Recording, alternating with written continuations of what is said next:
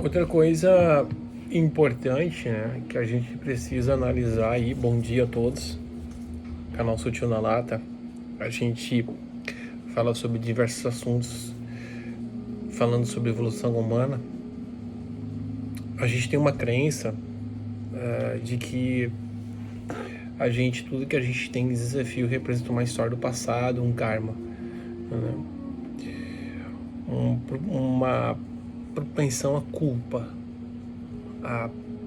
como se fosse sempre ancorado em estado de culpa, né? Onde a sociedade não evolui, porque quando você faz algo por culpa, você não tem evolução, você só tem uma repetição de uma forma diferente, né? Onde você vai, muda para uma cidade, para um lugar, e você tem uma impressão que tudo está diferente, que todas as coisas são diferentes, mas com o tempo você percebe que as coisas não mudaram. Elas mudaram só a parte digital, a impressão 3D, visual, uma visão superficial. Na profundidade, isso não modificou nem um pouco, por causa da âncora da culpa das filosofias que a humanidade entendeu, né? Não que está acima da humanidade escreveu em suas escrituras, mas basicamente a humanidade compreende, entende que se você faz algo, acontece algo na sua vida baseado na culpa de algo do passado. Isso não te dá aptidão para desenvolver agora. Então, se a pessoa se sente vítima, talvez porque ela nunca teve autoestima, nunca confiou nela como uma segurança afetiva e emocional de si mesma, e ela vai passar situações, ela vai dizer que é vida passada. É mais fácil culpar a vida passada do que olhar a realidade do agora. Ela é dura, muitas vezes, para muitas pessoas, em cada história. Ela se torna quase impossível, às vezes.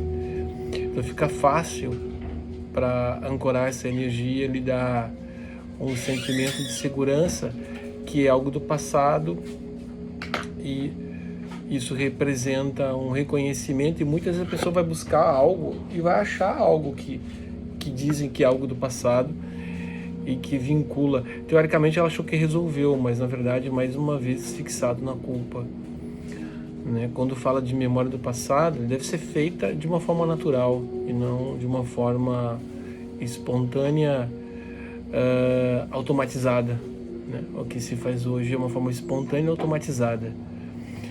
Então o ser humano vem com as suas garantias de evolução. Outro assunto muito interessante, aqui é um assunto diverso. Estava passando hoje no mercado, aqui é sábado, e a gente estava passando no mercado, eu, minha querida, e a gente viu duas pessoas conversando sobre um tema que a humanidade não prestava, a humanidade era caótica, a humanidade estava difícil, que não acreditava mais na humanidade. É uma pena, porque aquela pessoa não está acreditando nela, não é na humanidade, é nela mesma. Porque é um aspecto sombrio que ela não deu conta de olhar. Houve um reflexo numa parede, uma luz, o sol brilhou. O próprio sol da pessoa, a própria atitude e ação dela brilhou uma escuridão e gerou um aspecto que ela não deu conta de olhar. É um pecado, porque se a pessoa não acredita mais na humanidade, basicamente não acredita nela. É uma ferida dela que ela não está olhando e que deve ser olhada, né? A gente tem a regra do espelho, a gente vê o outro na gente. Então, isso é bonito falar, né? É bonito falar, mas na prática, se não tiver um medidor de temperatura, que é meditação, que é uma prática de tai chi, de kung fu, de arte marcial, de yoga, de karatê, algo que me desenvolva pessoalmente, espiritualmente, eu não vou dar conta disso. Na hora vai acontecer e eu não vou conseguir mudar.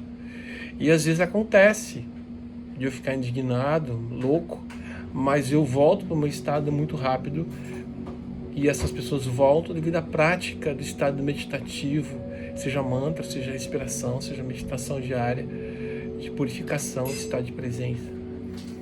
Ela dá essa capacidade de você olhar o que está acontecendo com você, não com outra pessoa. Você, com o tempo, leva a melhorar a relação com essa pessoa e não fica esse aspecto sombrio. Às vezes leva um pouquinho mais, um pouco menos, mas não cria um atrito grande para gerar agressividade ou interferências nesse meio, né? Então sempre é importante, tão falado meditação, tão falado prática de yoga, a prática de evolução, a parte de transformação, se baseia no estado de presença. O estado de presença, ele único que te dá é o estado de respiração, pranayama, respiração profunda, foco, atenção, direcionamento na meditação que te programa. É um processo homeopático e, por vezes, não demonstra uma resposta tão rápida. E as pessoas ficam procurando soluções rápidas, aceleradas, e ficam trocando de vibração que não tem profundidade. Porque é algo que nós estamos falando, tanto de yoga, como Tai Chi, como Vedanta, Ayurveda, indiano, chinês, mantras, meditação, pranayama, é algo profundo, algo historicamente profundo que tem um tratamento de profundidade da alma. Mas não, procuramos muitas vezes aspectos que sejam rápidos, acelerados, de uma resposta muito rápida que promete milagres. A nossa mente já está uma mente holográfica de 30 segundos, que se não funciona agora, não vou fazer mais. Então eu fico procurando algo, e nesse procurar algo, eu me perco. Eu perco a minha identidade, eu perco quem eu sou. E quando eu vou passar por momentos de crise, que crises são cíclicas, são períodos de 4, 5 anos, não tem isso em crise de um ano. Crises que são longas, de 4, 5 anos, e que você precisa desse esteio de base milenar para te superar, para que essa crise não te dê processos dolorosos. Então, por vezes, você está numa crise, num estado de meditação que vai ser bem pior. E quando tu abre a porta, passa o tempo, você vê que você estava protegida dentro da loucura toda, que os estados cíclicos de transmutação que cada ser humano tem. Ele passa por isso. Um ótimo ano de 25 para vocês. Quem escutou até aqui, lembre de deixar um joinha, compartilhar os vídeos, ajude a gente ao engajamento desse projeto 25. Ajuda a estar mais interessado em fazer vídeos assim, à vontade, em um lugar, qualquer lugar, e não importa o lugar físico que a gente esteja, ok? É sempre importante engajamento, a quem puder espalhar o vídeo, porque nos estimula a parar um pouco e falar livremente aquilo que a gente acha. Um abraço fraterno nosso, e em especial a todos vocês.